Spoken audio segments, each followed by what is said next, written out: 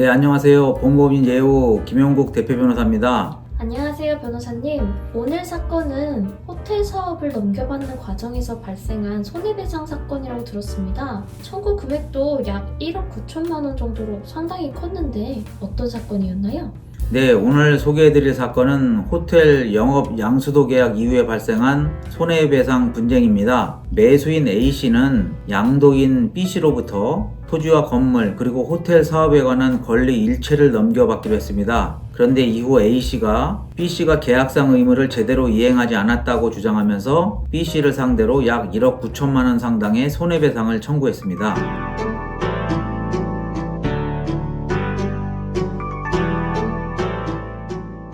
계약 과정에서는 어떤 부분이 문제가 됐나요? 이 사건의 핵심은 실제 계약 내용이 무엇이었는지 그리고 세금이나 추가 부담을 누가 책임지기로 했는지였습니다. A씨는 영업 양수도 대금 90억 원을 모두 지급했는데도 B씨가 당초 약속과 달리 양도세 등 추가 부담을 요구했고 영업 허가증 이전 등도 제대로 이행하지 않았다고 주장했습니다. 반면에 B씨는 실제 계약 내용은 A씨 주장과 다르고 문제가 된 추가 부담 역시 A씨가 책임지기로 했다라는 부분이 다투어졌습니다. 결국 법원은 어느 부분을 가장 중요하게 봤나요? 법원은 먼저 이 사건 영업 양수도 계약 대금이 A씨의 주장처럼 90억 원이 아니라 80억 원이라고 보았습니다. 또 A씨가 제출한 별도 부동산 매매 계약서는 실제 거래 내용을 확정하는 계약서가 아닌 은행 융자와 관련돼서 작성된 이면 계약서라고 판단을 했습니다. 그리고 그 별도 계약서 때문에 양도세나 추가 세금 문제가 발생한다면 그 부담은 A씨가 전적으로 책임이고 모든 거래는 이면 계약서가 아닌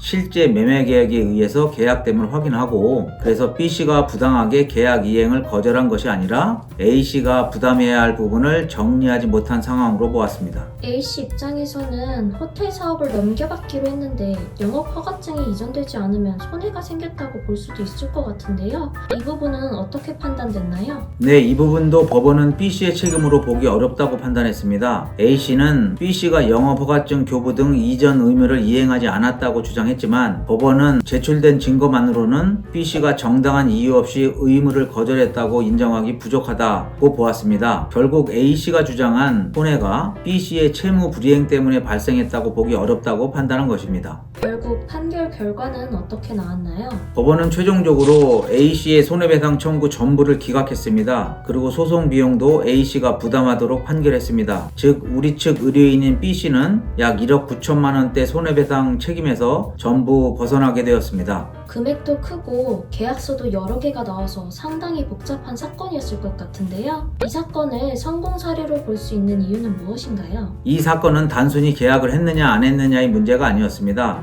핵심은 실제 계약 내용이 무엇인지, 별도 계약서가 어떤 목적으로 작성됐는지, 또 세금과 추가 부담을 누가 책임지기로 했는지를 정확히 구분하는 것이었습니다. 저희가 A씨가 주장하는 손해가 B씨의 채무 불이행 때문에 발생한 것이 아니라는 점을 계약서 내용과 거래 경위를 중심으로 설명을 했습니다. 그 결과 법원은 A씨의 청구를 전부 받아들이지 않고 기각했습니다. 네, 오늘은 호텔 영업 양수도 분쟁에서 약 1억 9천만 원대 손해배상 청구를 전부 기각시킨 사례를 살펴봤습니다. 앞으로도 실제 판결 사례를 통해 여러분께 도움되는 법률 정보를 전달해드리겠습니다.